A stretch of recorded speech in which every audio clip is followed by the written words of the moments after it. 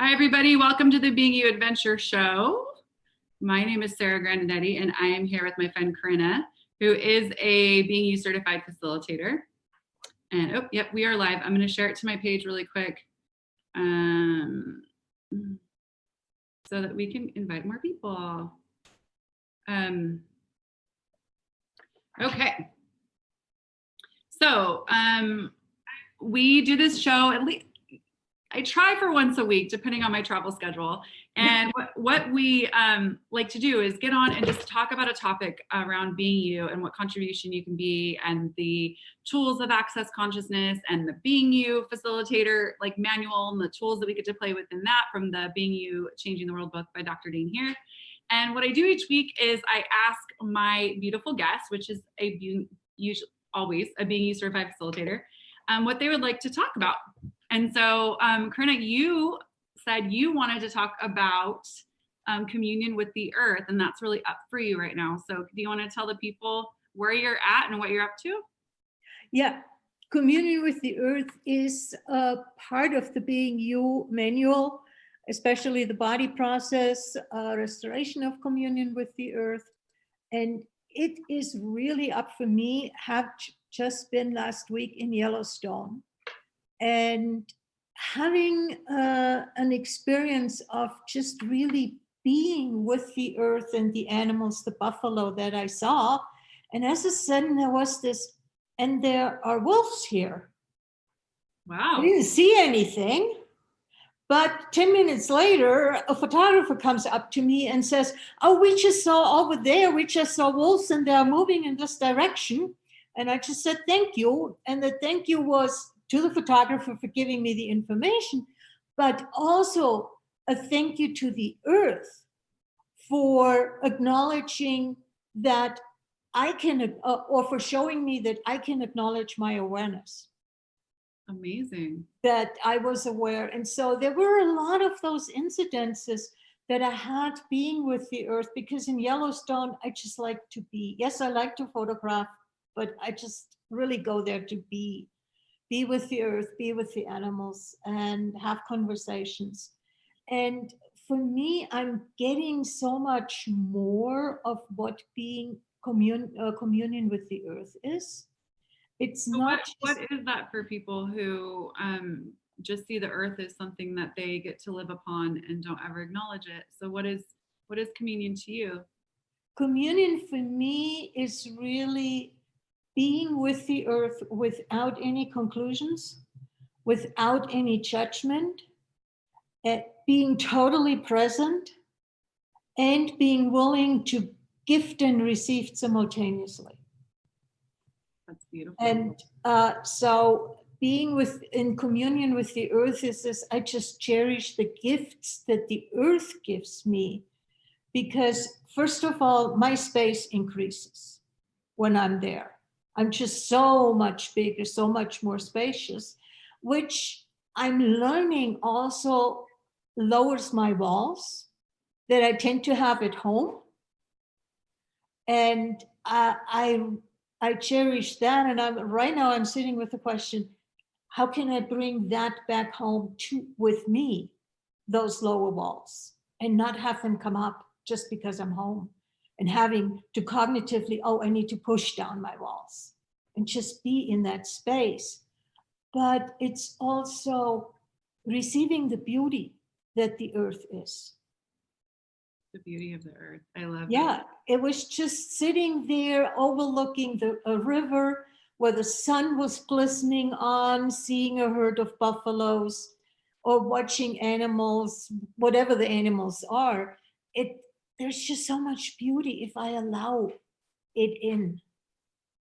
So I live in Los Angeles, California, and I live in a really beautiful area called Burbank, California. And I remember a few years ago, I was driving, got off the freeway. So we have like a lot of, not a lot of, say, what people would call earth. Like, there's not a lot of nature. Like, you have to drive to it.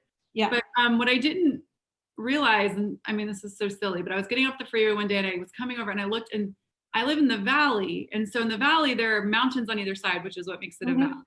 And I actually live up against the base of a mountain. And I had this picture in my head that like I don't live in nature. Like I don't because I'm in LA, like close to Hollywood, I get there's it. a lot of high-rise buildings, a lot of cement around, you know, the concrete jungle kind of thing. And it was interesting to look up that day and see the beauty of the mountains that I actually live like smack up against, like literally the base of foot of this mountain, and get to acknowledge that I get to actually choose to acknowledge the beauty of the earth as well. And so my question to you is, where do you, if you, I know you're in Yellowstone, yes? Yeah, no, I live in Denver. You live in Denver, but you're in Yellowstone right now. No, I'm back at, Oh, okay. because it started snowing there and Okay. I didn't. Cool. Well, anyways, I just would love for you, if you wanted to share with people how they can engage with the earth if they happen to be in a place that isn't so rural. What are other things that we city dwellers could choose that we're not aware that we could choose right now? First of all, the question that I have, isn't Earth still underneath LA, to stay with that example?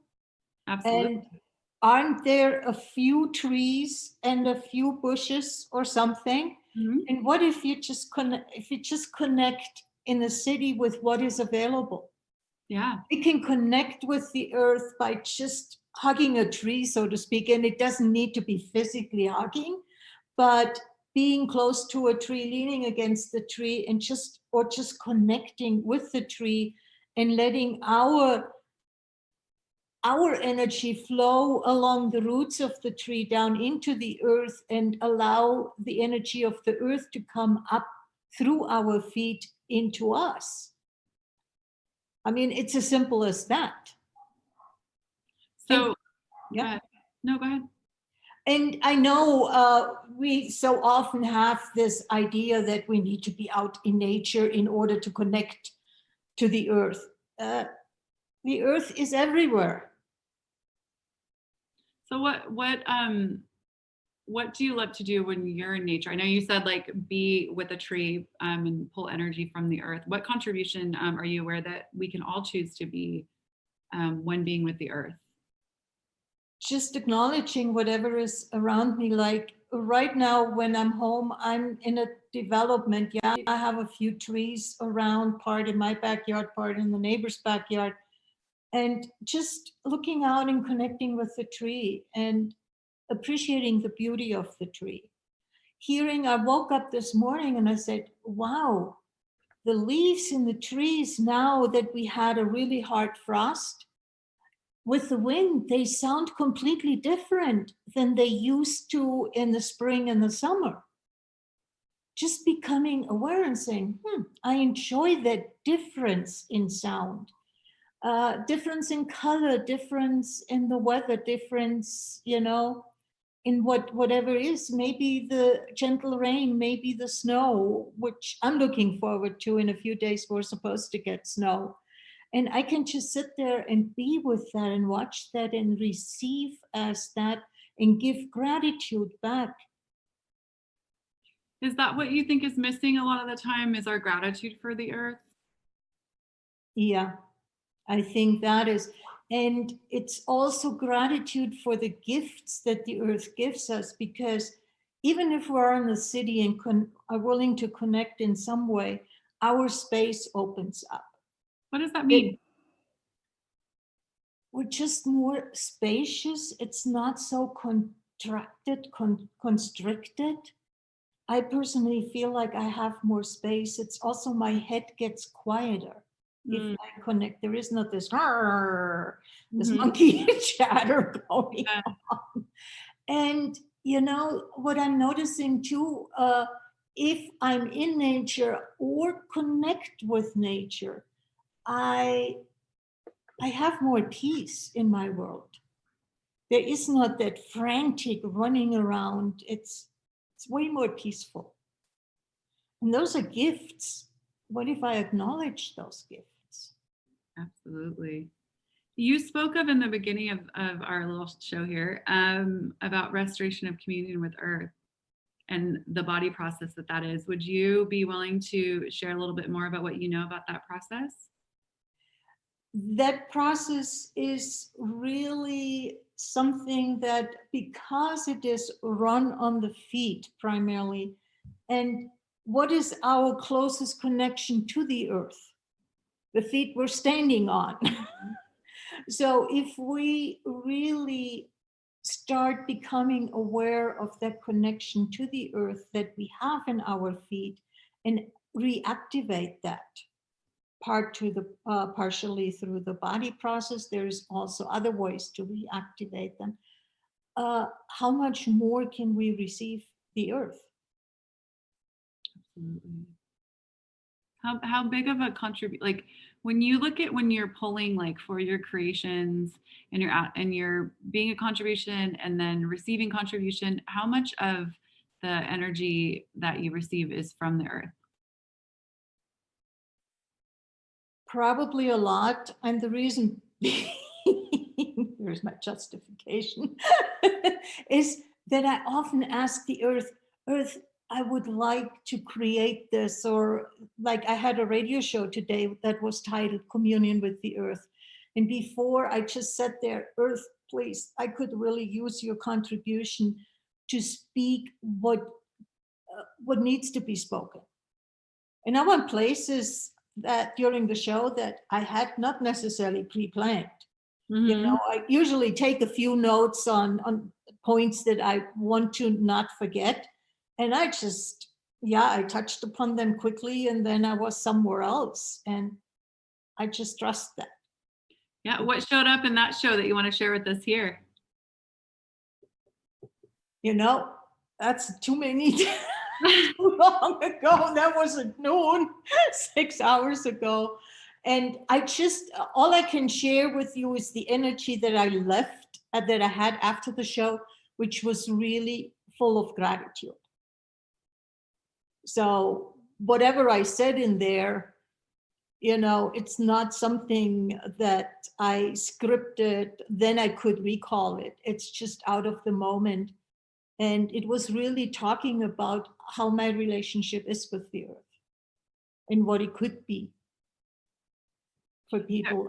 I remember our first interview that we did here on the show together. You were talking to me about like when you were a kid or younger, you did some sort of. Oh yeah, when I was a kid, that I just, when we hiked, I would just have my hands above the bushes or plants or grass. And I still every once in a while do that, but back then it was really intense. And what was intense is hearing that voice inside. Who do you think you are? And that shut me down for quite some time until I started to reawaken it. Amazing. So what if I am the contribution that the earth is asking for? Absolutely. What if all of us are? What questions, what do you get, what questions that you invite people to in your classes to reconnect with the earth? What exercises or questions or places to start? I just ask them, where are you connecting with the earth? And in which ways are you connecting with the earth? Because they are unique to you. And in the sum total of all the uniquenesses, there is a really great contribution to the earth, because each one of us is a different energy. Each one of us contributes in a somewhat slightly different way. And if we're all willing to receive from the earth, that is a beautiful gifting and receiving.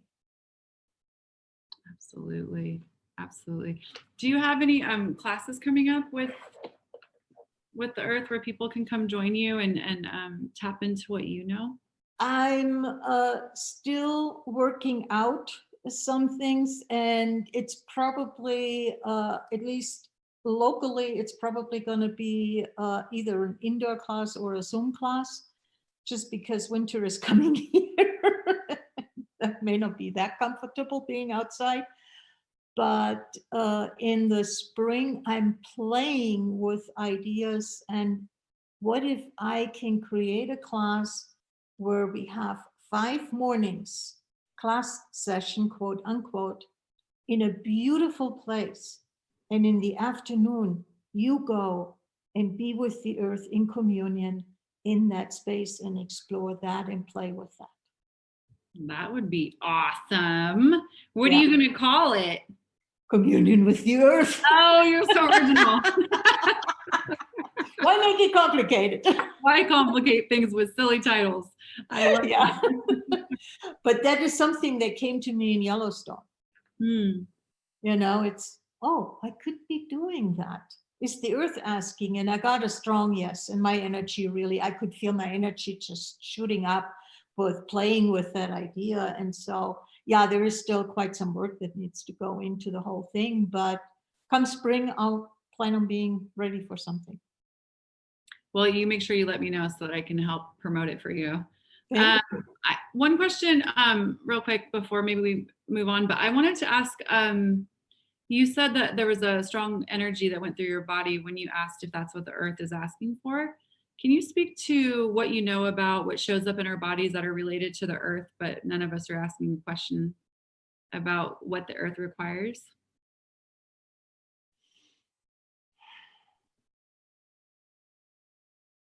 What, and this is, I'm prefacing this is coming from a former math teacher, okay? Okay. That priced this real estate up here really highly. Okay. So I'm saying this because I want to make sure that everybody gets that they can go there. It's what if you just go into your body and feel the energy that your body has, you know? And I'm finally able to go there and just perceive that energy. And it's different situations, it's slightly different in energies, but there is always for me I would almost call it confirming sensation with it, whatever the energy is, and an expansiveness to it. So it never feels contractive or heavy or anything. It's always like a sack of potatoes came off my back or shoulders. Oh, I can finally breathe. Well, a lot. I know, like in Access, we talk about how the earth communicates that it would really enjoy your contribution and you've been ignoring it. And so a lot of times we'll get like pains in our bodies or things in our bodies and we ask, you know, what is it? And one of the questions we ask is it something belong to something else? Mm-hmm. Yeah. And so I know that when I first heard that, that seemed like the most foreign concept. I'm like, I'm just one in like a trillion zillion people. Why would the earth want anything from me? And that was my previous way of thinking. But I know that I've talked to a number of people that have had the same point of view, which is like, how does the pain in my shoulder have anything to do with the earth? But then when you get light on that and you contribute that energy to the earth, it's weird how the pain in your shoulder goes away. Yeah. And it makes no chronological, you know, sense that would happen. But so I'm curious if there's a way that you describe that to people that's different than the way that I know how to, or the way they've ever heard before.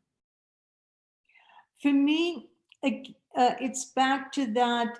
The beauty is in the multitude of differences that we have, and it's not that the earth is only talking to me.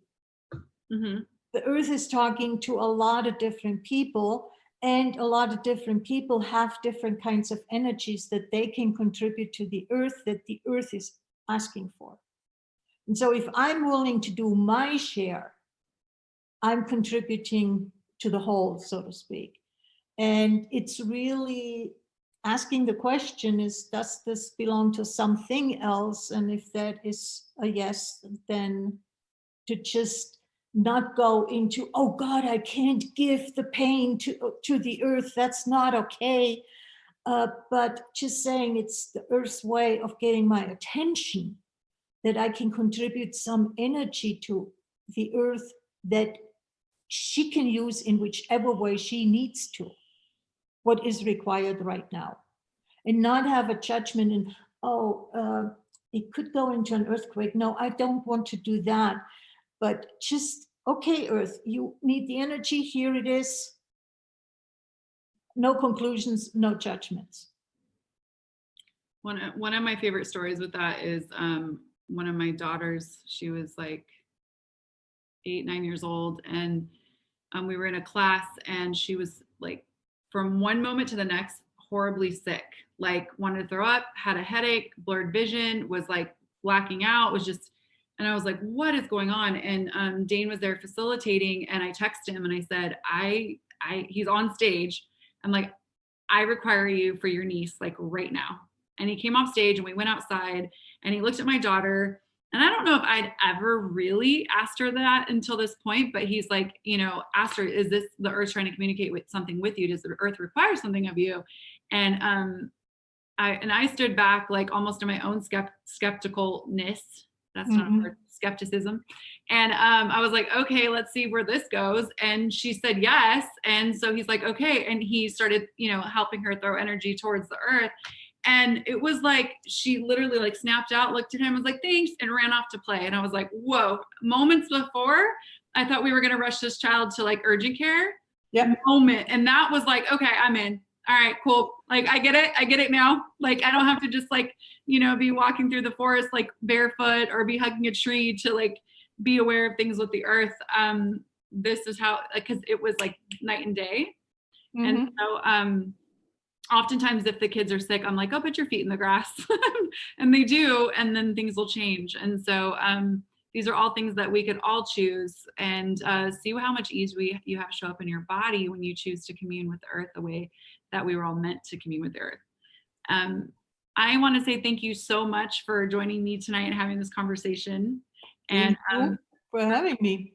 Oh, absolutely. And also just the gift that you are to this conversation. A lot of people come on, they want to talk about a lot of other plethora of beautiful things, but your real like commitment to the communion with the earth and getting like almost like the spokesperson, like getting it some screen time, some air time, getting her seen and heard and talked about is a beautiful gift and such a contribution to me personally. And I just want to say thank you to you. Thank you. Yeah. And when you get this class up where people get to commune with the earth, you let me know and we'll bring you back on to talk about it. Okay. Okay. Thank you. Yeah. Have fun in the snow. We'll talk to you soon. Yes, I will. Bye, you guys. Yeah. Bye-bye.